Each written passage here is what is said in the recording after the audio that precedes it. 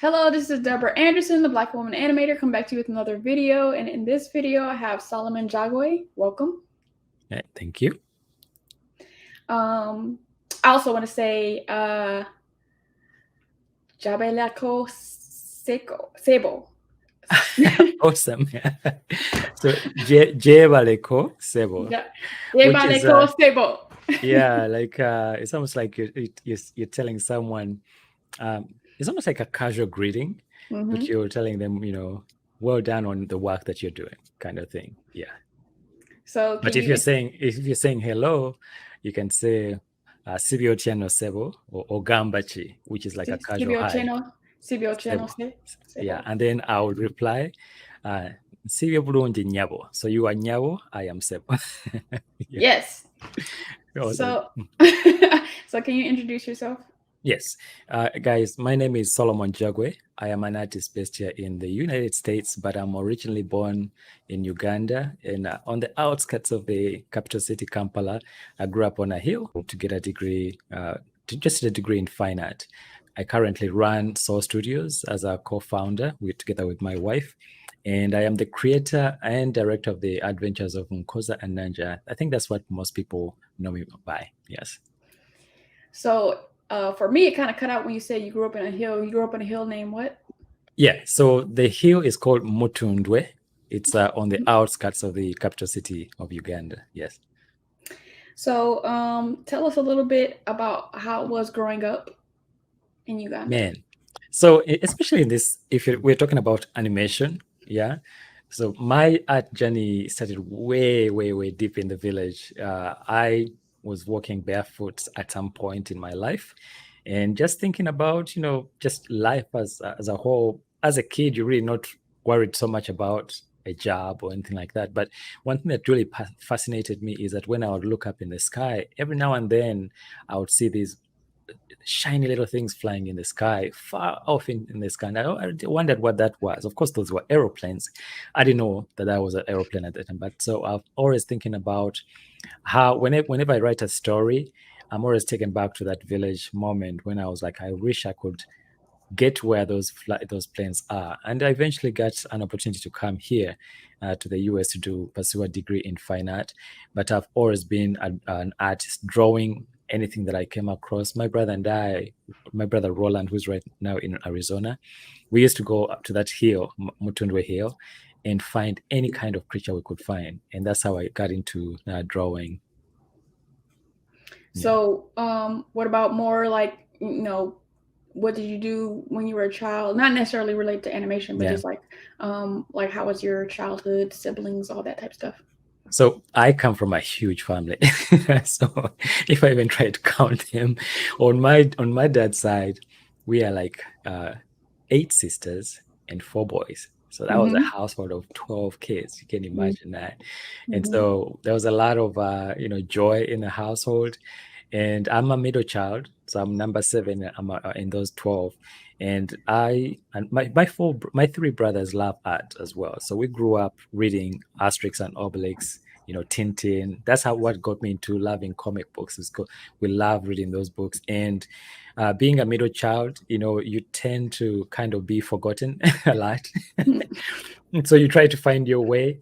And so I would find myself in the back shade, just drawing things, creating, transmitters, creating my own radio and things like that. And most of my life in school was in boarding school. So most of us, kids around my age, used to go to missionary schools, and so they would send you off for like 3 months, and then you come home for maybe 3 weeks, between the semesters. And so when you're in that school system, you learn to make friends. You are forced to learn how to make friends, because if you don't see your parents for 3 months, there will be some times when they'll allow parents to come on like visiting Sundays, and then they bring you some grub, but for the most part of it, you're trying to survive as much as possible. Yeah. So I know there's like similarities between, what Black Americans went through and like colonization on the continent, but like what effect did the missionary schools have on like your learning your culture? it had a major impact, especially on my like art journey as well. Because I remember when I was in a boarding school, I went to a school called Budo Junior School, and in that school, we were not allowed to speak our native languages, right? And so they would actually give you a sackcloth with so many holes in it, dirty looking sackcloth, and you have to wear, if you mention even one word or phrase in our language, like Luganda or any other, but they called it vernacular. Mm-hmm. And so they put that sackcloth on you and you stand in a place somewhere in the quadrangle. And it was like seriously shaming you for speaking your own language. And that kind of drove me to find a way, like, how do I help revitalize this love for our culture, as much as possible. So I wanted to use my art and using animation as a medium to be able to create stories that will bring back to life those stories. Because I grew up with my grandmother, spent a lot of time with my grandmother, and in the evenings we didn't really have TV at the time, so it was really entertainment. The entertainment that we had was my grandmother sitting me down in the evenings and telling me stories, folk tales in Mm-hmm. Uganda, and that's how I developed the love for storytelling. Nice. Yeah. And you mentioning you're a big family. Like my mom is like one of 14, and she calls herself Henry the Eighth. There's a song associated that she will willingly sing. But and then my dad is like one of Yeah. 11 plus, and so I Wow. I don't want to count my cousins either. Like Yeah, because I'm like, seriously, if I because I my dad on my mom's side, we have I have like seven siblings on that side, and then by this time, if I said my sisters, or most of them have cute children, Mhm. so I have nieces and nephews that are so many. Yeah, yeah. Yeah, it's a huge family. It's Yeah. too many to keep track of. So what would you say are your best childhood memories? Oh man, I think chasing after like grasshoppers, and we call them white ants, Mm-hmm. and fruits, just going and climbing mango trees wherever you could. Just things just seem to grow in Uganda. You eat a mango, drop it in a place somewhere, come back like 2 weeks later, something has grown in that place. Mm-hmm. It was incredible. Like in Uganda, it's so beautiful in terms of the way the nature just grows, right? So I think those are the most beautiful things about my childhood. And also, one memory that sticks out is how I came to actually learn how to draw a horse. Mm-hmm. Right? It's not exactly a beautiful memory, but it's profound, because I had this guy. His family was from Kenya, right? Mm-hmm. And in Kenya, because Kenya was also colonized by the British, so they have white owned farms, and so he had seen a horse before. I had never seen a horse, but I saw a comic book and had a horse, and they had cowboys and native Indians, but I didn't even know the dynamic at the time, because Yeah. they just looked cool that they were riding this animal that looked like a zebra, you know. So I was like, wow, wait, how come the stripes are not there? Like I was expecting it to be a zebra, but it's not a zebra. It's like brown, and one had like black and some. So I was fascinated. I wanted to draw that horse. And so this guy told me, if you want to learn how to draw this horse, you're going to have to give me half of your lunch every single day while we're in school. So I was like, man, I was desperate. I was like, okay, I'll give half of my lunch so I get to learn how to. But he was really smart. So the You school that got I went hustled. to, yes, he hassled me, like, seriously. The school that I went to used to be a lake bed, right? So it Mm-hmm. dried out, and they built the school, and the school is called Makonzi Boarding School. And at the time, it was actually in a danger zone because we were going through like wars in Uganda. And so our parents would send us off in a bus, and you go out there and you're just almost like isolated from society. And so, but while I was there, he was smart, because there was all this sand in that school. So he would draw on the sand. He never drew on a piece of paper that I could carry with me and try to redraw. So he drew on the sand.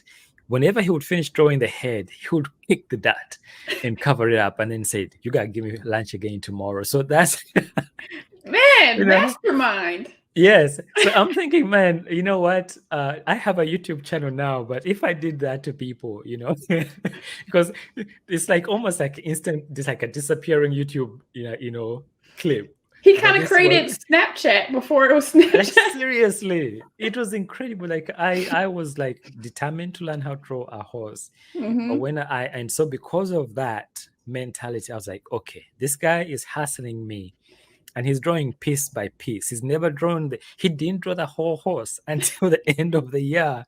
And I didn't know anybody else who knew how to draw a horse. In the school, he was the one that would show off what he had drawn, right? Right. Yeah. So I learned to memorize things. So when he would draw the head, I was like, okay, let me just not even say a thing. I'm just going to look at the head. So when he would leave, I'll go back and I'll try to find ways that he would to trace where he had gone. But that wasn't helpful enough. So I just have to draw it. So I learned how to draw horses and zebras, And the funny thing is that in Uganda, when I first came to the US, guys would ask me, so have you ever seen a lion? I was like, have you ever seen a giraffe with your own eyes? I'm like, I've never actually seen a lion with my own eyes. Because people think because you're from Africa, wildlife is just everywhere, but that's not the case. We actually have to go to the national parks to see some of these animals, So even for a zebra, I never could have done that because I didn't even know how to go to the national park at the time. My dad was he had a hunting license, but the animal that I used to see, like he had a Uganda kob of some kind. Its head was almost like taxidermy kind of thing. It was mounted in the corridor of the home that we used to live. So that's the closest I had ever seen like a real wild animal up close. Yeah. It's crazy.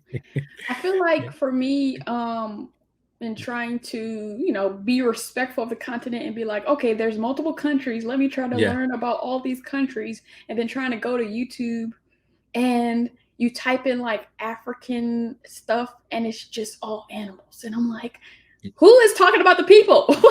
Yeah. Unfortunately, so YouTube does that to you, doesn't it? Like the moment you search for something, it's going to recommend something similar to what you just searched for, right? And so for the longest time, I think because we didn't have access to the internet for a long time in Africa, you only had a database of Western culture, if you search for something. It wasn't until Africans started taking pictures of like day-to-day life that you got like a variety of what life looks like in Africa. But for the most part, it was the people that came to visit Africa would take a picture and then go back and maybe share it on the internet, and that's all you knew about it. If they saw poverty, they took a picture of poverty. That's all you get access to when you search, right? But it wasn't until us as artists, African artists, started actually taking pictures of our environment, sharing it, creating African art and sharing it on the web that you got like a bigger pool to draw from. Yeah. And now that I think about it, I feel like it makes sense because sometimes when I don't really watch TV that much, but when I used to watch TV and you see the like 5 cents a day or 1 cent a day, but then they start doing it for animals, I'm like, there's people who would give it to an animal more than a human being. I believe that. And so it makes sense that they will only show animals. So can you talk like more about like the concept of the clans and what you can eat and stuff? Oh my. But that's actually I think the equivalent of that is the Native American culture, right? Each like tribe has like they have totems that if you go totem or bear totem and things like that. So in my culture, the largest tribe in Uganda is called the Baganda tribe, right? And what we believe is that each person has the way they structured it, and this was mainly to keep like a coherence of to avoid intermarriages and things like that, is that they will give you a totem. So your clan would have a totem, and also your names would be that you would have a set of names that belong to that particular clan, right? And if you have a totem, you are not allowed to eat that particular totem, right? Now, my totem, funny enough, is called the edible rat, right? So even though they say it's an edible rat, I can't eat it. I don't think I want to eat it anyway. Right. But it's this massive, like I said, a rat really. It's almost like it's probably as big as a cat sometimes they grow bigger than that. Mm-hmm. But that's my totem. So they were trying. This is just me thinking, like maybe they were trying to kind of encourage people to like wildlife conservation kind of thing. Yeah. Which tied into the cultural parts of it. But the king does not have a clan. We have a king and a queen, and they couldn't really the king couldn't have a clan, but the queen could be picked from any clan. So that's how the king would be able to create like a harmony, that he would marry from different tribes and clans, and that's how you get to where we are now. But you could, if you're in the buffalo clan, you're not allowed to eat a buffalo. If you're in the crocodile clan, you're not allowed to eat a crocodile, kind of thing. So it goes like that, like different, yeah. But it's pretty cool. It really is. It's so interesting. Yeah. So what would you say is your favorite custom or tradition from your culture? From Uganda, I think we have this term called Obuntubulamu. And what that means is that you have to have the quality of being kind. You have to extend grace. You have to be respectful to your elders. So everywhere you go, you're taught that you have to have Obuntubulamu, which means that the way you treat people has to be like first and foremost paramount, because that's the way you're going to be able to navigate life. Like if you treat people the way you want to be treated. Now, I don't know if many people want to be treated in a mean way, right? But you want to encourage people to be kind to others. But Uganda is such a diverse country. We have many, many tribes, but we're all united in one way or the other. I mean, there are some cases of political, strife here and there and disagreements, but for the most part, all the different tribes live in harmony. And it was actually by force. The missionaries came. And of course, after the missionaries came, then followed colonialism. So we're colonized by the British, and we were forced together as a group of tribes. We're forced to exist as a country right now, Uganda. And it's I think, in spite of our differences, we are really coexisting in a peaceful way. Yeah. Can you talk about your food and also like the Indian influence of it and stuff? So I think in terms of for the Indian influences, and a lot of it comes from again history in terms of colonialism, because the British wanted to build a railway to take resources from the inland, the East African inland, all the way to the coast, the Indian Ocean, because they couldn't. It was too far to go to the West African coast, right? So they had to build a railway from Uganda to the coast, and that's how the Indians came to Uganda and the Arabs, because they brought them as laborers to work on the railway. And so they brought their families. So over a period of time, we had more and more, East Asian communities coming in and bringing their families. And so wherever you go now, you'll find Indian families that actually speak our language really well. Like they will speak Luganda fluently, and you'll be amazed. And so I think it's a known fact that Idi Amin Dada, who was a dictator at the time, who was one of our presidents, kicked out all the Asians at one point. So it created like the economy actually suffered as a result of that. I know he was doing it in terms of patriotism, but you can't just kick people out who are part of your fabric in terms of commerce, so when the Indians came, they brought with them, spices from India, spices from the Middle East. And so most of our food in Uganda is cooked with spices, Indian spices. So our food tastes very similar when it comes to Indian food. So I love Indian food. I love spicy food for sure. Yeah, and that's how but the most popular food in Uganda is matoke, which is like a type of banana. And we have a freshwater lake called Lake Victoria, so we eat a lot of fish. There's the Nile Patch, which is it can grow massive, like really, really big. And then we have tilapia and also catfish. Okay. Yeah. But for the most part, we eat yuca. I don't know if you've tasted yuca. Like I think in Jamaica, it's like a white tube, or like a root tuber looking kind of food. But it tastes really good to me, at least. Yeah. Were your parents supportive of your artistic interests? Absolutely. Yeah. Mm-hmm. My dad, I think how I got into computers is one day my dad took a trip to the US and he came back with this XT computer. I think at the time it had like, I don't know if it was 640 KB of memory, Mm-hmm. and you had to use a floppy disk to make it start. Right. And it was DOS. There was a time when it was DOS 5 and it updated to DOS 6.2. So that's how I got into computers. But I learned Yeah. how to program using QBasic. My brothers and I mean, we just dug into that computer. It was black and I think it was like an orange tint. At one point, we had a monitor that was green. Mm-hmm. So I had no idea of color in terms of designing on the computer. Everything was black and white. That's how you design, like monochromatic. But we loved it. And we had a friend of ours, his name is Duncan, and he's like one of my favorite neighbors. We used to escape from our home, run to over to the neighbor just to play his, because they had a different kind of computer that I just brought in.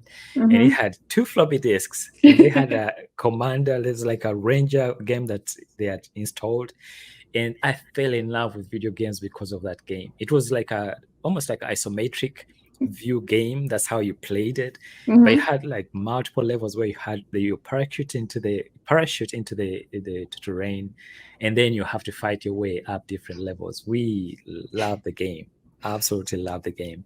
And so my dad supported us through making sure that we had access to things like that, but it was upon us to really dig into it. My brother and there's three brothers, we would just share whatever we learned. Yeah. In terms of art, it wasn't until later on, I think, in my we have the different structure in terms of education system.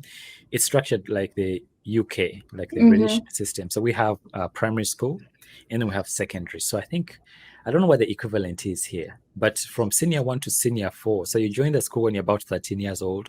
By Mm-hmm. senior 4, you're about like 13, 14, 15, you're about 16, 17 over there. And then Mm-hmm. the last 2 years of secondary, you're about 17 and 18. So maybe it's, let's say, equivalent to being a junior and a senior, here in the US. Yeah, I feel like Um, maybe primary would be elementary school, and then secondary would be middle school and high school. Exactly. And so that's how we got into, learning the practical part of it. We were taught in school, but my parents introduced us to computers at an early age. But because we really didn't have TV throughout the entire day. Mm-hmm. TV came at around 6 o'clock. So at 6 o'clock in the evening, we were all lined up, sitting in front of this black and white TV, waiting for the TV to turn on. And when it came on, we had maybe like 3 hours of it, Mm-hmm. and then they turned it off, and that's it. Yeah. So all you had was this small window to dream, to get an insight. And I love music right now, and I played in a band for about 6 years, but I fell in love with guitar because of the Grand Ole Opry. They used to Mm-hmm. reruns. That's how I got into seeing how they play the banjo and lead guitar and things like that. So it's amazing with the things that like how we get into the industry. Yeah. Yeah. So, like, after being hustled, how did you continue to grow as an artist throughout your Okay. like Yeah. child? So the one thing that happened to me, and I consider this a blessing, is that during my senior 6 vacation, so this is secondary school, you finish secondary school, you're in your vacation waiting to go to university, right? Mm-hmm. Usually you get that long it was almost like summer vacation. But during that vacation, a cousin of mine was working for an Indian gentleman called Al Nugovinji, and he had like a photo studio developing photos, but he also sold APCs around Kampala. Mm-hmm. He wanted to start to get more traffic into his photo studio. So he told my cousin, I'm looking for an artist to paint a mural. So I was hired, I painted the mural, and at the end of finishing the mural, he noticed that more traffic was coming to his shop because people could see the mural from a long way off.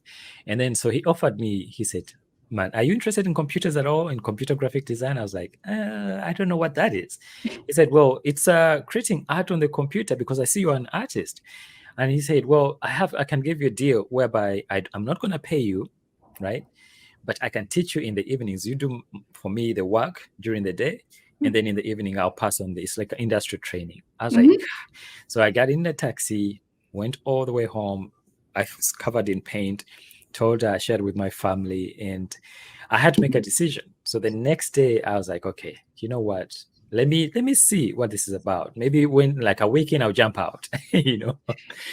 So he took me on a journey for 6 months. Of course, I never jumped out. After 6 months, I just dived in. He had Photoshop. I think it was on Ooh. Windows 3.1 at the Mm-hmm. time, and we didn't even have a mouse. I was using the keyboard, like in Paint. I don't know if people even know now that Windows has a Paint program in it, like a Yeah. free Paint program. So that's how I got into art, using Paint and using the keyboard and arrow keys, like almost like stapling, you know, like just painting, using the brush. That's how I got into computer design and computer graphics as an early entrant, like at the time. But it took me realizing what a great opportunity this was, that I was willing not to get paid, but let's get the knowledge to be able to get trained by this gentleman. And so soon after that is when I got the scholarship to come to the US to Mm-hmm. do a degree in fine art. But that education that gentleman passed on to me, that industry training, gave me such a huge head start, because once I got to the US, I could have skipped a lot of the classes, you Yeah. know, because of the train that I got, and it actually accelerated. So I did an accelerated Associate of Applied Science in Computer Animation at Montgomery College, then transferred, started working full time attached to a defense contractor, and then went to George Mason University and did a BA in Art and Visual Technology. But the foundation was in that back room of that Indian gentleman. Nice. I remember when I was living in New Orleans, and this lady wanted me to try to teach kids animation at Warren Easton High School. And I remember I had created a flyer, and then all they had access to on the computer was MS Paint, and I had to Yes. change the flyer, and that was the worst thing I've ever experienced in life. To like have created this flyer in like either Adobe Yeah. Illustrator or Photoshop, and then having to change like a date or something on in MS Paint. I was like, oh my god, Yeah. this is horrible. So yeah. Yeah, And kids then now, nowadays, kids don't understand, you know, the struggles in the and trenches then of. now they got the little 3D version of Paint Yeah, on computers, so that's cool. So like from like seeing these planes from far, like to being on a plane, like how was that experience?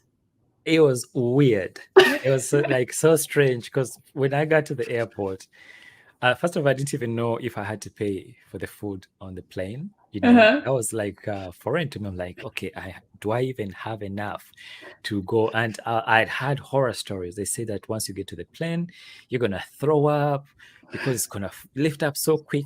Everything is gonna pour out. You know, I was scared.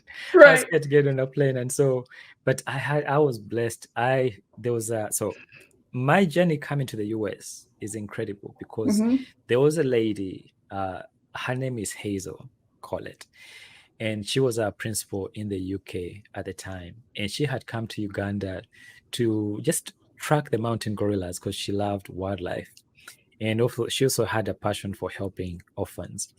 But on the day, so I get the scholarship, right? Mm-hmm. And I get a visa. It's an I-20 visa to come to the US to do my art degree.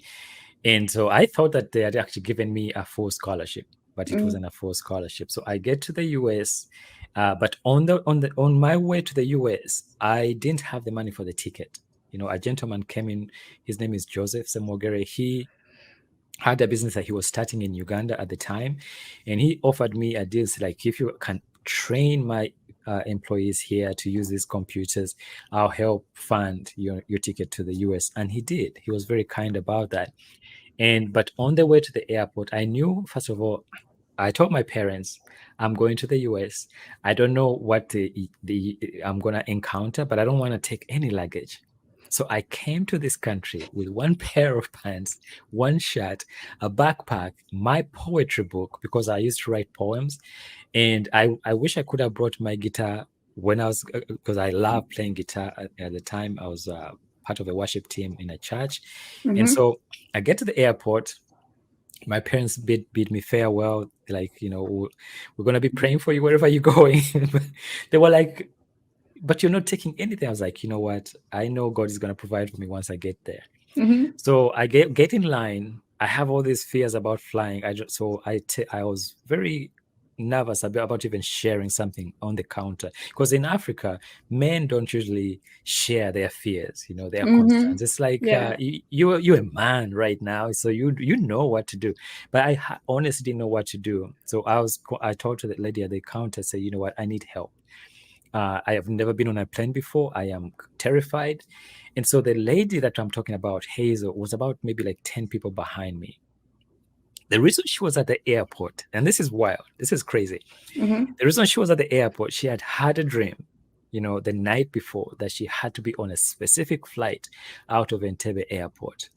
And she didn't know why, right? So Mm-hmm. I'm on my way to the US. I am on a faith journey. I don't know. I was at the time, I was just a young Christian at the time. Mm-hmm. I hope it's okay to talk about faith on my Yeah. channel. Okay. This is about So you. yes, I was on a faith journey coming to the US, and I was like, okay, if they say that God is actually faithful, I really want to experience that, right? Mm-hmm. And I know He's put something in me. He has given me this talent. He's taking me to the US. For there has to be a reason, because I didn't ask for this talent. I can only tell you that I was born as an artist. I could draw from a very early age. I could create so many things that other kids couldn't do, and so I knew there was a reason why I was created a certain way. And so Mm-hmm. me coming to the US, I could see the journey starting to evolve. I'm like, maybe God is taking me somewhere for a reason. So I get into the line. I share with this lady that I am scared. So Hazel is what I was listening back there. And I think at that point is when she made the connection. Maybe I'm supposed to help this young man. So I Mm-hmm. go through security, and she follows me and comes and asks me, "Are you hungry?" And at the time, I didn't have any money. Any money whatsoever at the time. I had maybe like I think Ugandan shillings to pay taxes. I think it was 10,000 or 20,000 Ugandan shillings at the time. You had to pay tax at the airport. Mm-hmm. And that's all I was able to do. And so when I sat down, I was like, okay, I'm hungry, man. And I remember someone had told me that, if you really want to know that God is faithful, just ask. Yeah. And so I was praying. I was like, God, you say, don't worry, you feed the ravens, you clothe the lilies and whatever. I am hungry right now. The Mm-hmm. lady walks up to me and asks me, are you hungry? I was like, oh my gosh. And she says she has 5,000 Ugandan shillings that she couldn't, she's going back to the UK. She wasn't going to be able to use it. So she handed it to me. And that's when my faith journey began. It's like, okay, Mm-hmm. so we sat and talked. She asked me about my background. She asked me, do you love music? I told her that I love music. She said, but where's your luggage? I said, the one thing that I wish I could have brought is a guitar. And I wish I could brought my art supplies. So on our way, she told me, don't worry about, because I had a seat next to a another gentleman. I think he was a tourist, Mm-hmm. and she asked him, can we switch seats, right? So she came and sat in the seat where he was, and it was like she gave up a window seat so he could, and he was like, he was happy to go. So she sat down and she told me, this is what you need to do, Solomon, that since you have a layover in Brussels, make sure whatever perishables are, pack them in a bag. So my prayer was, please God, bring someone who can help me figure out all this. And this lady is sitting right there Yeah. helping me. And so, oh man, that journey took us I went to Brussels, had the 8-hour layover, she had a 4-hour layover. I shared with her about my love for music. So she bought me a guitar. She gave me her phone number and said, if you ever need someone to touch and talk to, here's my number. So I get to Boston. I call the school up, and they ask me, why aren't you at the school? I'm like, what do you mean? They said, don't you know that you're late? That we are required to report to the INS, which is immigration, Mm-hmm. that you're not in school right now. So make sure you get to the airport as soon as you can. I said, but I don't have a ticket. They said, you got to figure something out. And they asked Mm-hmm. me, they told me, did you bring the money for tuition? I was like, what money? I thought you gave me a scholarship. They said it wasn't a full scholarship. I was like, oh my God. So, and at the time, I thought, like, they were talking about $5,000 per Mm-hmm. semester. And I was calculating in my mind, because this is 1996. Mm-hmm. That was a long time ago. And the dollar to the Uganda like exchange rate was big. It's huge. That's like thousands and thousands and thousands of Ugandan shillings that you had to come up with, if not millions. Actually, millions, more like a lot of millions of Ugandan shillings. So the only person that I could reach out to was this lady. So I call her up and say, man, this is the situation. So she told me, I'll be praying for you. The next morning, I get a phone call from the school. They said, why are you not at the airport? I'm like, what do you mean? They said, someone has paid for your ticket.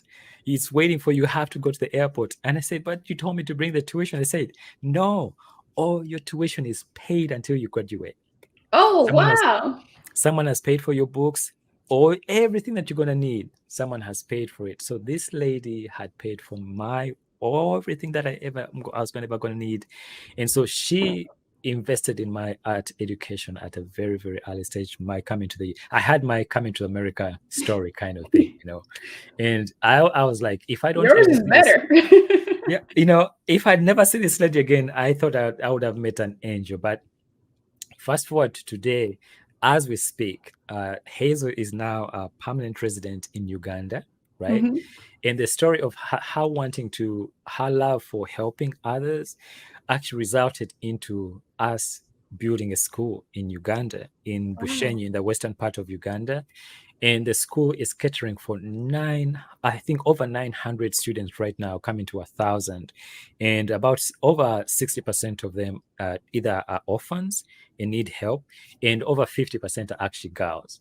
So they get free education as a result, because a lot of the children in this area, either their parents have died because of AIDS, or they just their grandparents are taking care of them. It's like just feeling a need in that area. And I promised myself that, whenever God brings me to the US, one thing that I have to do is make sure I give back to my country. So it just warms my heart whenever I get a report that the numbers are growing in the school. So it started off with just a primary school. Then we built a technical school right now, so kids can learn how to tailor, how to do like gardening and things like that. And Hazel has been there all the way through. So that investment that she put in, the first thing that I actually do, I had to design the website. The logo for the organization is called jjctuganda.org. And that has been my journey of, yes, I knew I was created for a reason, but I realized that when I create art, it has to be art that actually makes a difference. Yeah. That is wonderful. I know when I lived in South Korea and I went from, I got in touch with an animation company, and then, I have the whole story kind of in a video, but like they ended up offering me the position. And I remember sitting in the chair, like, because when you teach English, they provide your apartment. And so I just was like, oh, where am I going to live? But I personally, I was just like, well, I mean, God wouldn't give me this if it wasn't going to happen, if it wasn't going to be figured out. So I just said yes. Did you have any, like, what was your experience in terms of language barrier? Was there did you speak Korean? No, like by the time I left Korea, they called me Hanguk Saram, which means Korean person. So I could pronounce the heck out of Korean, but I don't know that much. I've always actually been good at languages and pronunciation. I feel like I try harder than the average American to pronounce things right. I remember even when I was first learning Korean, I kind of felt bad because I was trying to pronounce it well, but I felt like I was making fun of them. But then I kind of got through that block or whatever, and so I was able to pronounce it really, really well. And once I worked at the animation company, like my department, the 3D department, was very small, and like nobody could really speak fluent English, and I couldn't speak fluent Korean, but we made it work because it's art. So it's just very interesting how you can make it work without knowing each other's language. Like I would just try to use Korean and English to talk to them, and they try to use Korean and English to talk. I struggled when I came to the US because we were using what we call Queen's English. And so I did an honors class in English, and they kept marking some of my things wrong because I had, for example, color, how you spell color, you are. Right? Like that's like they would cross out the U. I'm like, what's up with that? That's the correct way of spelling it. And it came from the Queen. This guy's invented English. Come on. So words like endeavor, like there was like some words that were just not the same with Yeah. American English. And I remember I attended Ohio Valley University. That's where I actually met my wife. I Mm-hmm. met her by a vending machine, and I could have sworn the vending machine was like a robot, because I'm into sci-fi. Uh-huh. And I was like, I'm coming to the first world country. Everything is going to be like robots everywhere. They're going to be like things that are going to be, you talk to it and can serve you and things like that. So once I got to that school, I woke up to this. I was really hungry at the time. And that's after I got the ticket, by the way, after I got that phone call. So I ended Uh-huh. up at the school the very first day of meeting. It was Ohio Valley University. And I go to this vending machine. I didn't know it was a vending machine at the time. So I put in some money in it. I wanted some ice cream. Uh-huh. It looked like it yummy over there. So I then spoke to it. And I said, I want some ice cream. And it did not respond to me. I was like, is it my accent? Is it not understanding what I'm saying? Are you understanding the words that are coming out of my mouth? Kind of moment. But it did not. And then my wife was watching me from back there. And they had heard that this foreign student was coming to the university from Africa. Uh-huh. So I think she took pity on me. And so she came over and said, what is it that you need? It's like, I'm just speaking to this robot, but it's not doing anything to me. It's supposed to give me. And she's like, that's not a robot. That is a vending machine. So she took some money and put it in. She was able to get something. And when I turned around, I saw her eyes, and it was love at first sight. I was like, we met at a vending machine. That was love at first sight. But I really thought it was going to be a robot. You But, thought you were in a Jetsons. it was the first world. It was America. Right. Thankfully, that actually worked out, because that's how I met my wife. Yeah. I feel like, man, your steps were so ordered. I'm telling you, it was so crazy, because even the way I was supposed to arrive here. So Hurricane Eduardo hit New England at the time, and they flew the planes out of Logan Airport. So my flight was actually, I was like, I'm supposed to be at the school, but because the flights were not there, I had to take a flight the next day. And my wife was supposed to work at the student center the previous day. So they switched out, and she ended up being there on the very day that my flight was switched out. That's how we met. And when we met her, when I met her, I was like, okay, I'm going to go sit down, and I told God, well, I've been patient, because throughout high school, I'd never really dated, because I was waiting for that person, And so I was like, she gotta be the one. She gotta be the, and I had no idea about the etiquette with African American women and Black guys. I had no idea. So I was like, okay, let me pray to God. If she comes to me and says these exact words, I'm gonna know she's the one that I'm going to marry. So I waited and said, come on, God, she's not coming, she's not moving. And then eventually she got up. After she had helped me with the food from the vending machine, she actually went back and sat down with her friends over in a corner. And then I went and sat by myself and enjoyed my whatever I got from the vending machine. But now here I was like, and I wanted to come talk to me. So she eventually came over, and she said the exact words that I had prayed for. And then I told her, you're going to be my wife. And she looked at me like I was crazy. And she said, okay, can we reset this right here? She sat down and we just had a conversation. And then, so I was like, okay, I didn't know how long I was going to be at this school. Yeah. Right. Because I'd asked around, and they told me they didn't have animation, because on the flight, it was a Sabina flight from Brussels to Boston. They had this thing, because I'd never seen animation before, like 3D animation. But on those little screens on the back of the seats in the plane, something was playing, and it looked human, but it wasn't 2D, because I'd seen animated cartoons, right, in 2D, but I'd never really seen like a 3D animated cartoon. So I had this character flying through, and now when I look back, I'm thinking that had to be Poser. Someone must have used Poser to create that program. Now that I remember the characters. So I looked at that and was like, when I get to the school, I'm going to ask. So once I got to Ohio Valley University, I asked them, there's something that I saw on the plane. What was it? It looked like characters moved, but it wasn't human. They said, "Oh, you're interested in 3D animation. We Mm-hmm. don't offer 3D animation here." So I ended up transferring from that university to Montgomery College, which is a community college in Maryland. Mm-hmm. And so because I knew I was just there for a brief moment, I was like, okay, let me write my wife. Well, she wasn't my wife at the time. Let me write her a letter, and I'm going to tell her everything that I feel about her. Because when I told her that she was going to be my wife, she had like this deathly look come over her. And she had actually gone back and told her mom that this black guy, this African guy, told me I was going to be his wife. And so I think I don't know what kind of conversation was had, but I think they essentially, now that I know about stalkers, right? I would have done it differently. In the US, you don't do that. You just don't do that. And so even because in the Uganda, for example, when you see a little kid, Mm-hmm. talk about differences in culture. When you see a little kid, it's very easy for you to go and say, "Oh, you're so cute," and touch them, pinch their cheeks, and things like that. I tried that out in the mall. I saw a little girl and I was like, "Oh man, she's so beautiful." And I was reaching out. The parents yanked the kid and they looked at me like, "Are you crazy?" I'm like, "But you know, Right. I was just complimenting the baby, You just don't. So there are things that I didn't know about Yeah. American culture. Mm-hmm. Thankfully, I did not know because had I known, I would have probably not been brave enough to say the thing. So I wrote a letter to her.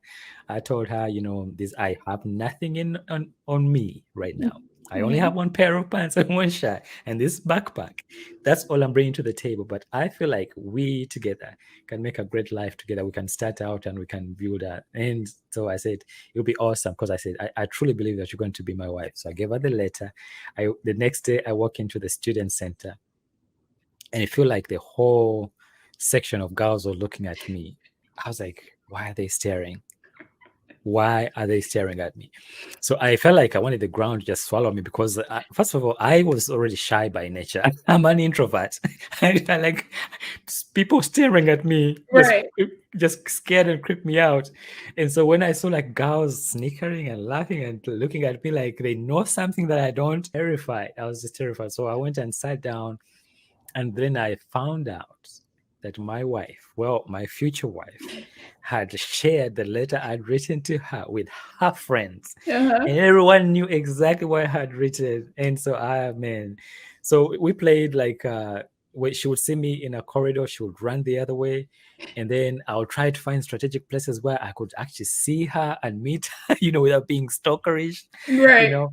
But it turned out that, after a while, we got to know each other, and she actually bought me because once she realized that I only had those two items, she was kind enough to go to a mall and come back with all kinds of things that she had shopped.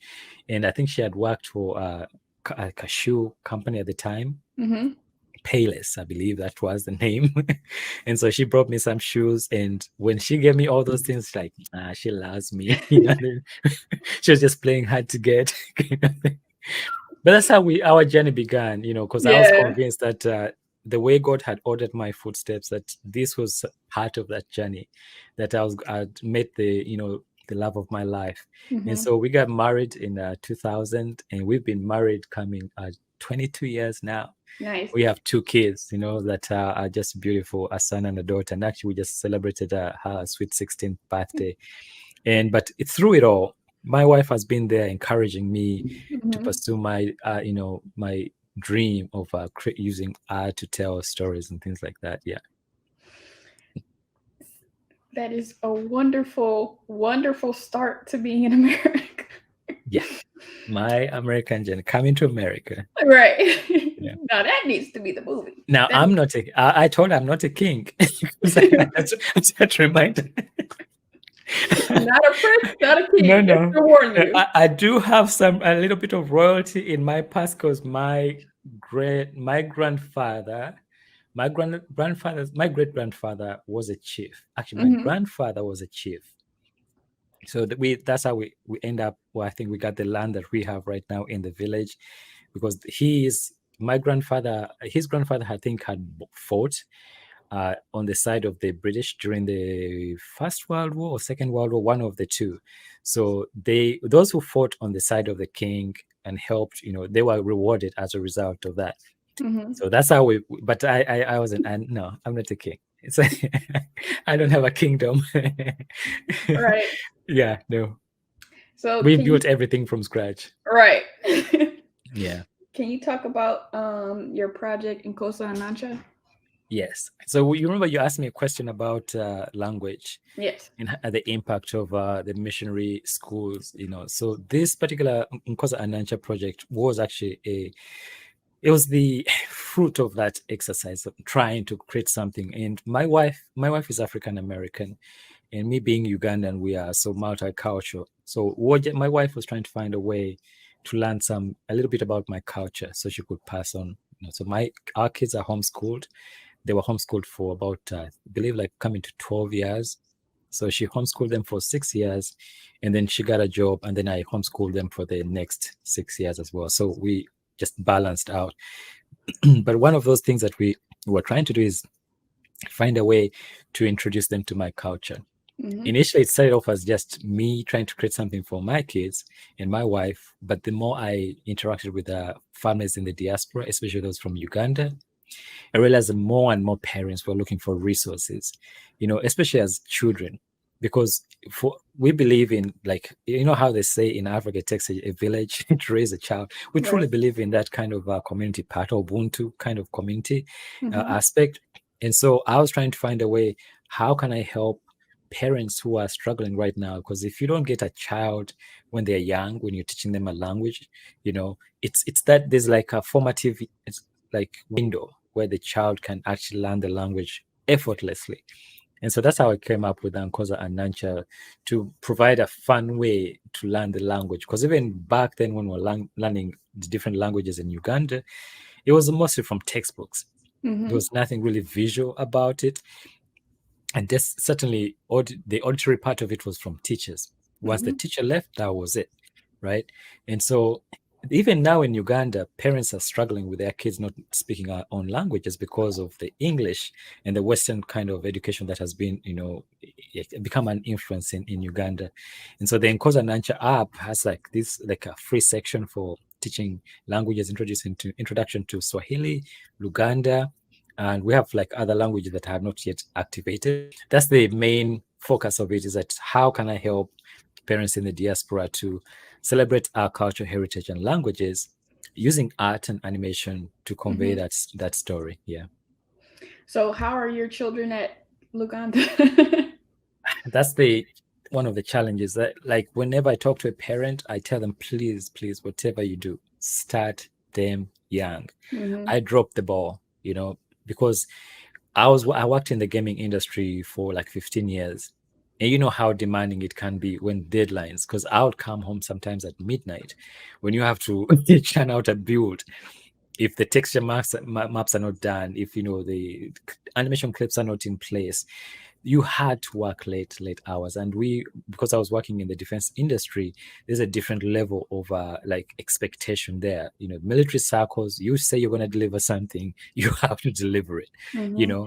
It's a fun industry to work in, but it's also demanding. It's just like, again, it was a gaming studio, but creating a game for the military, right? Mm-hmm. And it really took time away from me spending time with my kids. And actually, that's why we agreed with my wife to homeschool our kids. And when we got married, we waited 5 years before having kids, because, like, let's get to know each other. Because once the kids come, right, it's going to be a different, challenge altogether. So in a way, I mean, it's not always possible. But when I talk to young couples, I'm always encouraging them, telling them, take a year, please. Learn each other, because once the child comes, your whole world is going to revolve around that child. And you didn't even get a chance to know each other as married, right. as a married couple. And so those 5 years, we took time to learn each other, trying to do things that we wouldn't have done if we were married, right? And then once the kids came, our whole focus changed to, okay, let's homeschool them for those first 6 years. And then once my wife got a job as she's a teacher, and she's been teaching for over almost close to 20 years as well. And so her input has been incredible. It's like being married to her has taught me to appreciate kids in a different way. And there's a way that women see children that we guys don't just see. It's just totally different. There's like instinct. I have to learn my kids, but for her, the kids always run to mommy. When they come to you as a dad, it's like usually you have money, right? Can you take me to the mall, kind of thing. But homeschooling my kids just gave me an opportunity for those 6 years to just be their friend. And so our kids were animation heavy in terms, they didn't really do math a lot because we're just creating. We had pipe cleaners building cars and characters, and they at the end of each semester they would actually do a presentation of an animation that they created. They had a video that they had captured, a craft that they had created, an Iron Man suit that they had made up out of boxes and things like that. When we bought something, boxes became vehicles. Like our whole life changed because we made sure that they had this like infusion of creativity before all the other mundane things came in that this public school system was going to force on them.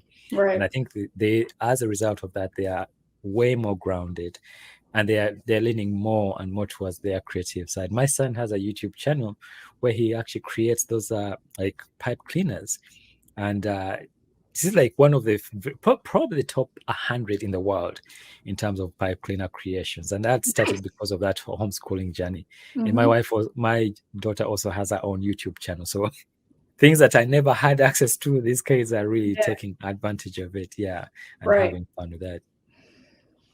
Wonderful. So you won several awards for the adventures of Nkoza and Nankya. Yes. How does it feel to be recognized for your work?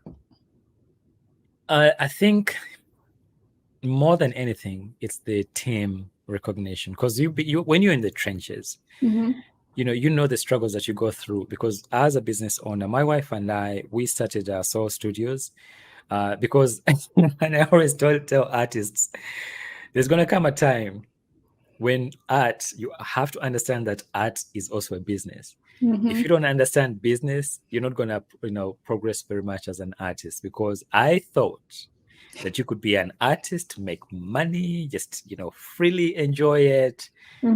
I did not realize you had to pay taxes, you had to business taxes and business licenses, and so much goes into it. I thought you could just a successful artist that had seen, but I didn't realize what the business aspect, that aspect of business that was required. So when we started the business, we had to find a team. We had to build a team. For the longest time, when I was creating Nkoza and Nankya, it was just a one-man team, But as a one-man team, you can create great things, but you can't make a lot of progress. You can make progress over years, until you get like a team. Like I remember being inspired by James Cameron. It took him 10 to 11 years to do the first Avatar. It wasn't because he couldn't, but it was because the technology hadn't caught up to his dream. He had to build a team just to invent some of the cameras that they were needed to, for even motion capture by itself hadn't matured to the level that it has now. And so when I get recognized, when we get an award for like Nkoza and Nankya, it's like, man, this is for the team, because we've been working on this. I know what I've done in the past, but these guys have helped me bring it to the level where it is right now. Why do you like Avatar so much? What is the meaning of it for you? So one of the things that I am passionate about is wildlife conservation, right? Stay with me.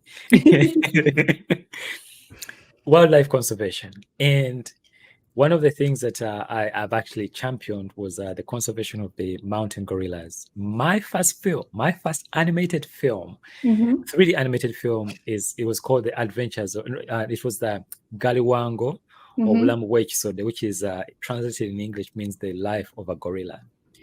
I have had this dream for the longest time. The film is not even complete yet, but it's a passion project because I wanted to inform the young generation in Uganda to conserve our beauty, our natural beauty, because at the time when I did that, I started working on the film, there were only like 720 mountain gorillas left in the entire world. And so I embarked on this journey. And this was even before Dawn of the Planet of the Apes came out, right? I'd wanted to make an animated mountain gorilla that spoke my language, that would share the struggles it was experiencing to the humans because of a language. So let me not give it away, because that's the plot. Yes. But that's the film. It's that this mountain gorilla that's learned how to speak. And so it has parallels with Avatar, because the mountain gorillas live in a part of what they call the Bwindi impenetrable forest in southwestern Uganda, the border between Congo and Rwanda, right?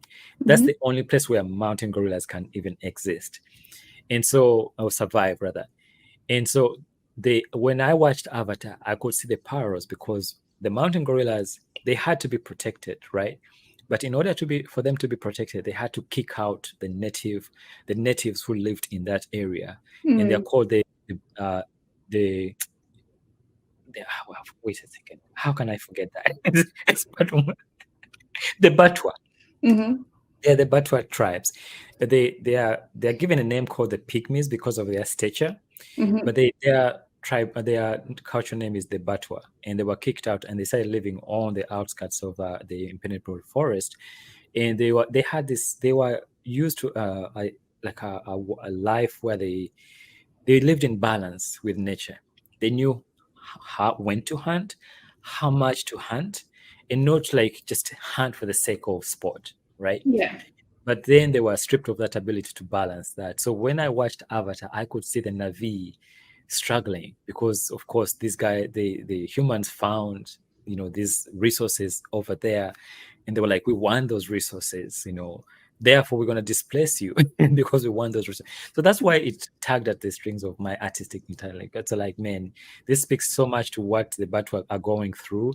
Right. And that's the story that I'm trying to tell through the Galwango film. And seeing that they were using motion capture, I made my own head-mounted camera rig.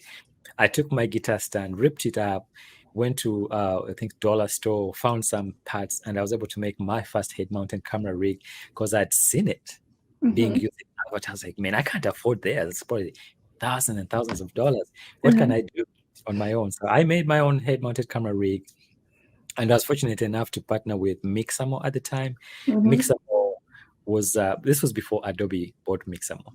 Yeah, there was a gentleman called Nathan Agello. He works for Tech2 right now, but he was the motion capture director at Mixamo, and so we partnered with them. I was able to create a show reel for them for their. Out of that, in exchange for the services, they took me. I flew to California, San Francisco, for 3 days, and they gave me access to their motion capture volume, and I was able to capture the mock-up that I needed for Galiwango.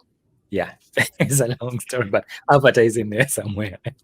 Yeah, I've been, following you for years. I don't even know how many at this point, but I also always see you like I now know the context of your passion for tech, but also you are always trying to figure out, oh, how can I get 3D to go through this device? And you're always trying out new software. So what is the passion behind that?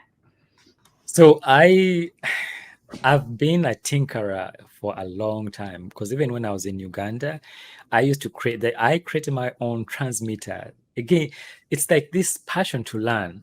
Once I left that boarding school that I told you about with the horse guy, the horse artist, I went to another boarding school, and this is called Budo. So I was in Budo Junior School, and then after Budo Junior School, that's where I had that experience with the Luganda, us being punished for speaking our cultural languages, our native languages. Then I went to the secondary extension of Budo Junior School, which is King's College Budo. While at King's College Budo, there was a gentleman, his name is Isaiah Mbuga. He was a senior at the time, senior 4. And I used to walk by his cubicle, and I would see him working on something, and it looked fascinating. So it was a transmitter. The guy had created his own radio station, and I'm like, how do you even do that?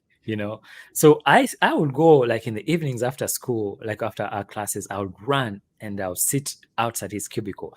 He probably thought I was like a crazy thing, but I was just passionate about learning. So I watched him. I asked him, can you please teach me how you made this transmitter? Because I see you transmitting and I can actually hear your music, because we had like different dormitories across the hill. Mm-hmm. And he on Saturdays he would transmit music. And I was like, that is just so cool. I want to be able to do that. So I got into if I wasn't an animator, I think I would have ended up becoming an electrical engineer. And one Mm-hmm. of my passions, actually, I wanted to go to be an astronaut. Mm. I've always wanted Elon Musk, what he's doing right now. I'm like, man, I'm so much older, but I wish I was young. I could have gone to space. My wife told me, nah, you can go to space now. But I've No always wanted to go SpaceX to. for you. No. We have kids. Yeah. So, but I wanted to be an astronaut. And part of that was just being able to communicate, you know, finding a way of telling story. Because I was like, man, it would be cool to tell our story here on Earth to other, like civilizations out there. And I was like, radio frequencies, that would be a cool way to do it. So it was all related about tinkering, being able to create things. So when I see technology that enables me to communicate a story, Mm-hmm. it takes me back to my childhood of how I wanted to learn how to make a transmitter. And I actually succeeded in making, I was able to find like an old TV, take out the transistors and put out solder some of those pieces together. You find the speaker, connect the connections. And so it's, for me, I'm always trying to figure out how can I actually do this. And then when I figure it out, I want to share it. Yeah. And the guys, guess what? You can actually do this, yourself. You don't even have to have a huge budget. You as a storyteller, where you are right now, but I know we all have dreams and we want to be able to create big budget films. But where you are right now, there's something you could actually do to bring your story to life. So that's Mhm. my passion. Yeah. Yeah, before I took my first animation course in high school, I was on my way to becoming an electrical engineer. I was on the robotics team actually, um, Wow. and built a robot for First Robotics. So, but then I found animation. I was like, well, bye. Hey, you can still animate robots, right? Actually, I ended up kind of. When I worked for the state of Louisiana, I did a lot of industrial manufacturing stuff. So Yeah. I did like gears and animating gears and machinery and stuff like that. Yeah. So kind of. Yeah. So there was in terms of, for example, just to pick up on that part of robotics. Mm-hmm. So because I grew up in a big family, 8 sisters and the 3 brothers from my dad's side, it was such a big family that it's just too expensive to Mm-hmm. buy toys for everyone, right? Mm-hmm. So I learned how to make my own toys as a result of that. So that's again the tinkerer in me, is that my sisters, if they didn't have a doll, and strip off like these banana fibers and make dolls for them. So that's how I got into character modeling. I was like, I've been creating characters for my sisters through fibers and things like that. So when I get into 3D, it was a natural transition, because I was to sell my own paintings in Uganda and also my sculptures. And I think, I mean, it all came full circle for me once I learned how to do ZBrush, Mm-hmm. and now I can sculpt in VR on the Quest 2 without being tethered to something. It's like, man, it's like a sculptor's dream. Yeah. Yeah. Yeah.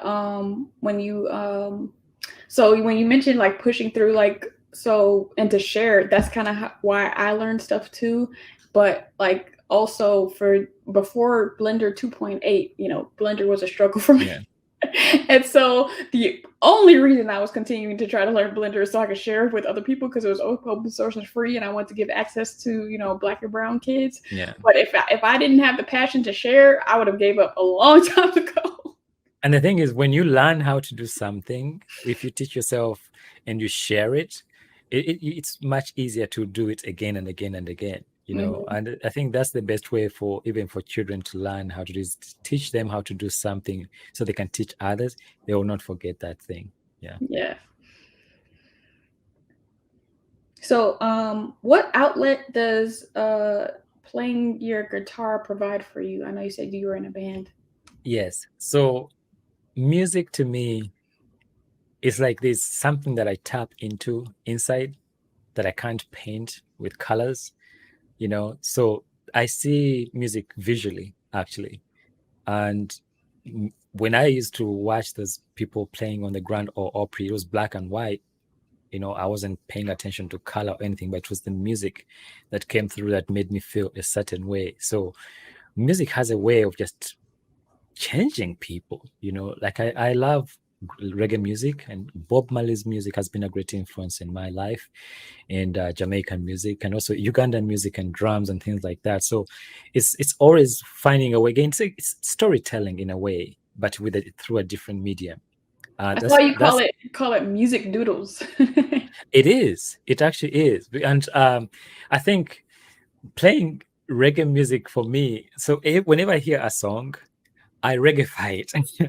Like when I hear Beyonce singing a song like Single Ladies, I'm like, reggae version of Single Ladies, please. Get someone, and that's that. So when I created that MetaHuman music video with the no MetaHuman, no cry, I was thinking about that particular part of it. Is that okay? I know Bob Marley, wrote and played No Woman, No Cry. But I hear, so there were a lot of people at the time that were complaining about metahumans, I was like, how do I actually channel that as a story?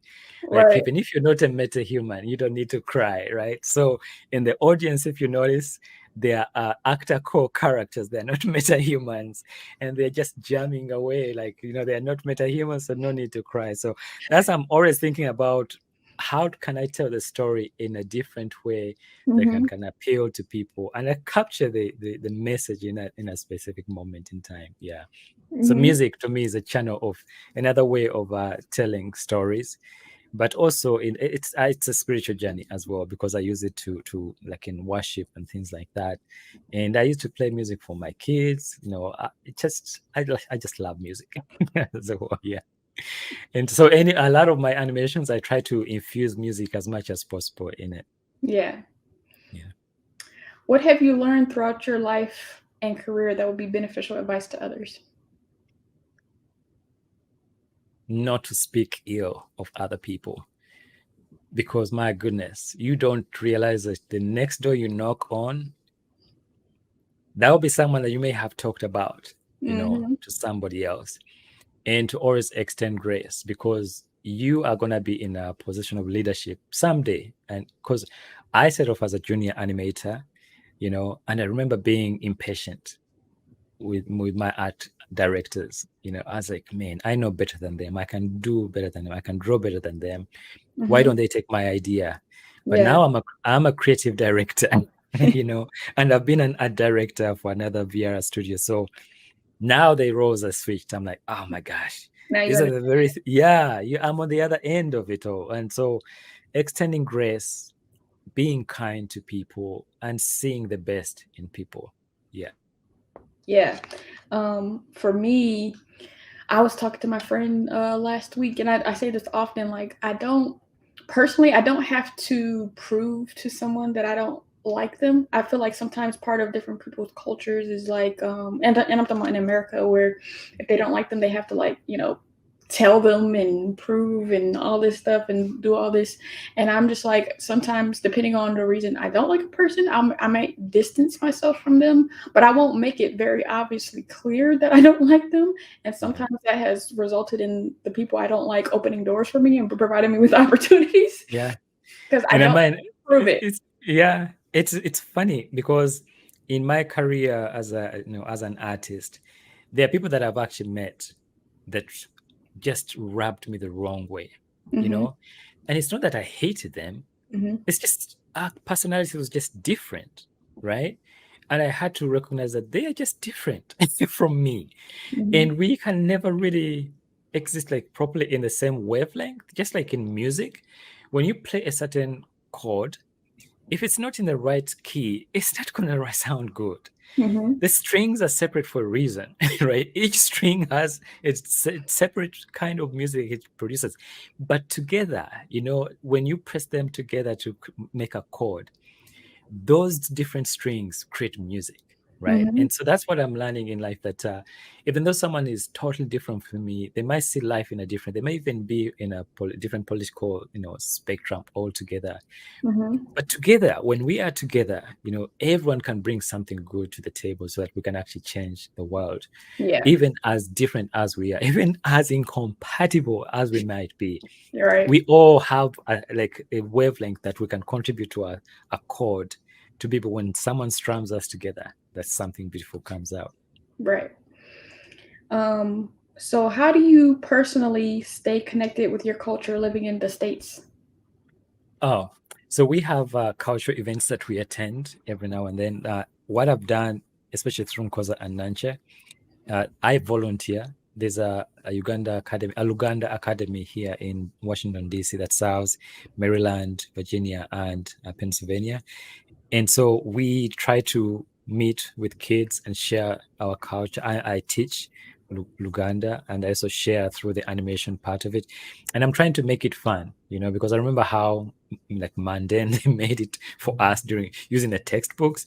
I want to make it fun, So I actually, in the app, in the Nkoza and Nankya app, we've added video games that take the language lesson itself and make it fun. So it's almost like we gamify the language. So there's like a leaderboard of some kind, and you're trying to beat yourself, how you pick the language, matching the sound of the fruit, for example, the picture, and you have a timer over here, and also using animation so that we can create like animated songs, sing-alongs. I've received so many clips from parents that I've taken some of the videos that are on our YouTube channel, on Nkoza and Nankya YouTube channel, with little kids just dancing to these clips, because I love Tom and Jerry, and we grew up on Tom and Jerry watching it. We loved it. But if I can find a way for the kids, since they love animation, but what if we add a cultural value to it, so that even as they are dancing, but they're also listening to the nursery rhymes. And I've worked with different people. We have a team in, for example, Diana Ranga, who's in the UK. We have Bruno Sekandi, who's based in Uganda, with Mark. Like, we have a diverse team from different parts of the country, of the world rather, that we are trying to connect and trying to find a way to still be able to give back through teaching. And I remember when the pandemic hit in 2020, at the time we only had like 800 downloads of our app, right? But once schools closed down and parents, the kids were sent back to stay with their parents for long stretches over time, it's actually just feels like years have passed, but it's only been like 2 years, really, right? But during that time, our app was downloaded multiple times. So right now, as we speak, we're about 17,000 downloads in about 150 countries. And to me, that's an evidence of parents around the world looking for resources to be able to tap into this cultural aspect of it. But I also play music that's from Uganda. When I dream in my language. When I'm singing, when I'm playing music, I try to play in my language as much as possible. When I'm on the highway, I try to play music from my country, so to stay connected. Yeah. Is there any kind of animation landscape that you know of in Uganda? So animation in terms of land in sparse, so to speak, but there are companies now, right? It just seems like almost like brain drain in a way, whereby the best of the best are outside of Uganda, but there is there's a company, an animation company called Admire, and also another company, the Creatures, I think Creatures Animation Studio. They made the Kalabanda animation. So, and also there's another gentleman, his name is Richard Musinguzi, who said 2D animation in Uganda, but now he's also in France. So like even Ibrahim, who I think you've had with Kugali, he's also like, the opportunities are outside of Uganda. It seems like people are looking for opportunities outside of Uganda. So what I'm trying to do is, when I get an opportunity to create something, I always go back to Uganda to find other animators that I can work with. And so it's slow. It used to be like a really sparse landscape, but it's changing. Yeah. Because the advent of YouTube, and also the improvement in bandwidth, because when I was going to school, we didn't have YouTube. We didn't have Instagram. There's no Facebook. Right. I think at the time there was MySpace. Mm-hmm. You know, so kids nowadays have access to YouTube videos, and because of the improvements in bandwidth, they can watch tutorials. So you're starting to see more and more Ugandans digging into animation and 3D, and also the democratization of motion capture systems like the perception neuron. You're seeing more and more like companies leaning into that kind of tech, and I'm hoping I've played a part because I I do a lot of tutorials. I'm Yes, you hoping do. yeah, I'm hoping that someone will get an idea and say, I can do that as well. Mm-hmm. So, what are your thoughts? I mean, obviously you have this app and everything, but what are your thoughts on getting more content with Uganda and African characters in TV and movies? Oh, yeah, growing my team for sure. And I think that's where the business aspect comes in, because you have to realize, as the business owner, as the leader of the company, you have to be looking for business. I remember I worked for a company called it's Florio as an art director, and I was inspired by the CEO of the company. His name is VJ. I mean, I just lapped up just watching him as a business leader, because he would fly to the West Coast, fly to Canada just to do demos. It had never actually occurred to me that an app could be a product. Mm-hmm. I always thought that you had to have brick and mortar things in order for business to thrive, but we created this app to help kids who are on the spectrum. Mm-hmm.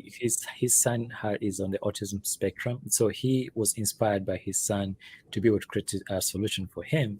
And right now, it's being used in all manner of schools, in Virginia, in Maryland, and also on the West Coast in California, and they're using it abroad as well.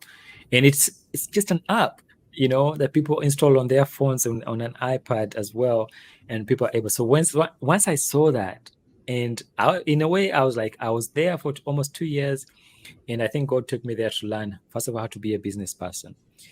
Second, to learn how to create an app, because I'd never learned how to program or anything inside of Unity. Mm-hmm. But once I dug into Unity, I just fell in love with it. So that's how I got into writing code, creating an app for using Unity, and then providing it. So we created a iOS version, Android version, and Amazon version as well. So that can be found on all those platforms. But it's been extremely, extremely rewarding. And you have to grow the team, because without a team, you can't churn out extra content. And in a way, I held back creating new content because I saw the industry shifting. Mm-hmm. I wanted to make convincing facial animation, right? Mm-hmm. But every time I was about to do an episode, I would see on the horizon new technology showing up. And then, for example, Iclone 8 came out, Live Link came out, the Unreal Engine came out. I'm like, oh my goodness. I used to render in Mentor Ray. It would Right. take hours and Mm-hmm. hours and hours to get something done. But real-time rendering and access to a motion capture system changed the way I do work. Because now I can just jump in a suit and create an episode, and it takes me about a week. Right. It would have taken me a month or so just to come up with something like that. So just the nature of real time, the advent of the Unreal Engine, Unity changing also, because the app itself has we built the app using Unity, but now with the purchase of Weta Digital, I can say, I'm like, Unity, I see you. I see what you guys are doing. Mm-hmm. Yeah. So now I'm leaning more into Unity as well. So you're gonna be seeing a lot more Unity tutorials, because they're working on a lot of cool things too. Nice. Um, so what do you hope for the future of animation as far as innovation, storylines, and characters? My hope is that we get to a point where huh, where anyone can bring their story to life without selling their soul. You know, because right now we're all like striving to get on Disney Plus or Mhm. Netflix and Hulu and whichever, and those are the big ones. But how much better could be if everyone could create like their own platform, and people could access your platform. They pay you on your platform. You don't have to give up, 70% of your idea so that you get, because I want people to own their content. I want them to own their stories without giving away everything just to get an idea, because I remember reading the story of James Cameron, and he came up with a Terminator in a dream. He had a dream, like a literal dream of the Terminator. He wrote it down, but he sold it so that he could get a chance to direct it. And it took him a while to get those rights back. Mhm. So those years and years of where people made money out of his idea, he lost out on that. Eventually, he got it back and he was able to create a version of the Terminator, but he missed out so much. Yeah. And I know he had because that was his baby. He really wanted it to come to life, and it did come to life, and doors were opened as a result. But I feel like when we get an idea, I feel like we should get an opportunity to actually, and my hope is that actually I don't even want to just look at other people. I would like to be able to create a fund of Mhm. some kind, because I know how much I've struggled to fund my own content. I Mhm. would like to be able to create a fund where there are no strings attached. That an artist who has an idea can come and say, please help me out. I have this awesome idea. I just need funding, and Right. just so that he gets an idea and an opportunity to do that. I know it will take a lot of money because there are many, many millions and millions of artists, but that's my dream, Yeah. that I want to be able to help other artists bring their, visions to life without having to sell their songs. Have Yeah. you watched the ILM documentary Light and Magic? Actually, no, I'm not. You should watch it. Okay. It's on Disney Plus. Homework. Homework. Yes, Yeah, I'll definitely. episodes. I'm starting episode 4, but it's just the first 3 episodes so far have been like just George Lucas kind of talk about creating Star Wars, Yeah. and creating Industrial Light and Magic. So it's Yeah, very his journey, his story is incredible. yeah.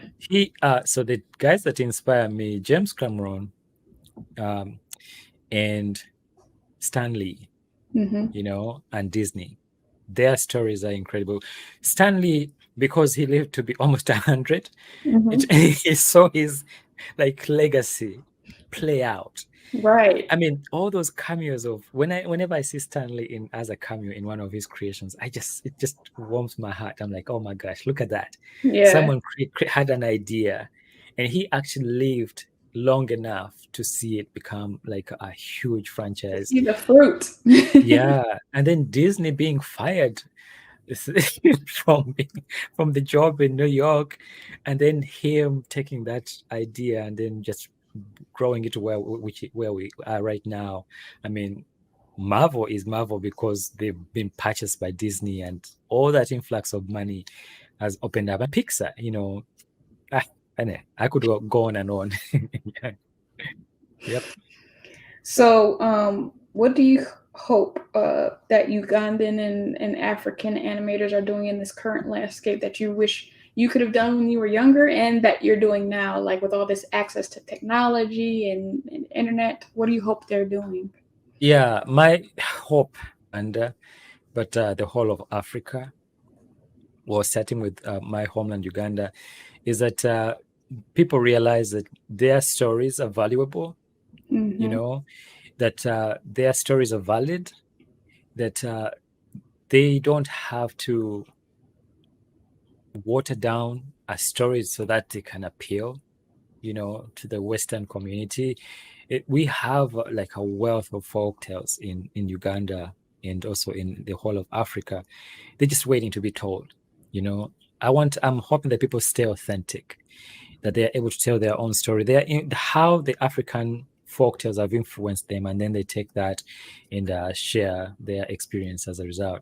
But also to find a way of giving back. Like if you find success, please give back. Invest in other Africans and other Ugandans. teach them. Like, my whole purpose is whenever I do something like a YouTube video, I'm always thinking of a young animator out there on a little laptop with a small screen, a dimly lit room, with this big dream, wanting to bring that to life. How can I inspire that artist, whether it's a child, a teenager, even if you're older, because there are so many people who are artists who are older, who are almost giving up their dream. Mm-hmm. But I want to inspire even across the age spectrum, that people can still bring their stories to life and be rewarded for it, be recognized for that, and then so they can give back as a result. Yeah, I definitely agree with things being, culture being valuable. Because sometimes you, like, as like a Black American and wanting to consume African content, sometimes it's like they're doing other stuff. And honestly, the same thing is happening with Black American culture because we don't feel like our culture is viable. So we either do white stuff or African stuff. Like, yes, we are African, but our like Black American culture is a culture, so you can do that stuff too. Yeah. So I feel like we all kind of come into our own and realize how valuable our cultures are. Yeah. And I don't want people to just stay on what was told before, right? Mm-hmm. I want people to come up with new African stories. Yeah. Create a legacy. I mean, our great-great-grandparents came up with these stories to teach us morals, right? And some of those stories they may not apply to this life right now. Mm-hmm. So come up with a story that fits in our cultural experience. Don't wait for other people to come to tell you your African story. Please don't. Because that's happening more and more. People will come and tell you African history, Yeah. your own history, and they'll tell you your own story. I'm like, you have lived it. Yes. Share it from your perspective. Yeah. Mm-hmm. So the last question: if someone was producing a documentary about you, what things would you want them to highlight about your life outside of your work in animation? Man, I think first and foremost, being able to inspire others to pursue their dream, because I've been on this journey to pursuing my dream for a long time. I started as a young artist, and it's taken me a long time to get here. And there's so many lessons that I've learned along the way. So if someone is doing that documentary, if they could just somehow capture, those lessons that I've learned, and also highlight the people that helped me to get to this point. I mean, I want to throw out names like Nelson Hurst. He's a Black artist he's the first Black artist that inspired me to be organized, be confident about being Black in this industry, and know that people will listen to you. And then there's Ronaldo Leon. I call him Raybomb. He was a classmate of mine at Montgomery College. He's the one that taught me 3ds Max, for sure, and he has helped me so much on my journey to grow. And then, of course, Alnugo Vinji, the gentleman that invested in me when I was in Uganda, and Hazel Collett, and my dad and mom and my brothers and sisters that have encouraged me to get to this point. So those are the things that I would like people to focus on, that to remember, first of all, that you don't get here on your own. Your parents, your relatives, or someone who loves you helped you along the way. And my wife and kids. Mm-hmm. Yeah. So if somebody wants to follow your work, where can they do that? Yes, I'm on all manner of social. Not all manner of social platforms. I'm on Instagram and also YouTube as Solomon Jagwe. But I also we have a company with my wife called Soul Studios. So you can find me on Twitter as Surreal. Someone actually tried to buy my name. They said, how much would you like to give me your name? Mm-hmm. And I don't think I want to. So Surreal, SORREEL on Twitter and also Instagram. So yeah, find me on YouTube. I think that on my website, www.soul.com, on the right-hand side is like a whole menu of all my social links over there. Yeah. And for everyone, Soul is spelled SOWL. And I want to thank you for allowing me to highlight you. I really appreciate it. Thank you so much. You know, it was funny how this was meant to happen, but it took a chance meeting. It really did. I'm telling you, my life has always been about chance meetings, like coincidences. But I knew we were eventually going to have a conversation, and here we are. Yeah, it has finally happened. Finally, after years. Yeah, and you know what's amazing is that you are probably the first one that I've shared my life story to this degree. So we've been talking for about an hour and 30 minutes, but this is the first time that I've actually threaded it out in this way. Yeah. That's my specialty. Thank you so much. The questions that you asked were very, very important and prodding, and they gave me an opportunity to answer. So thank you. No problem. And people, please subscribe. Yes, press that subscribe button wherever it is, and hit the notification bell so you're alerted when Deborah, the Black Woman Animator, posts a new video. Show your passion. That's right. To everyone out there, I want you to like so I know it's real. Comment and tell me how you feel. Subscribe to Citadel and sign up for post notifications to show your zeal. And I'll see you in the next video. Peace. Yeah. Thank you so much. Thank you. I appreciate it.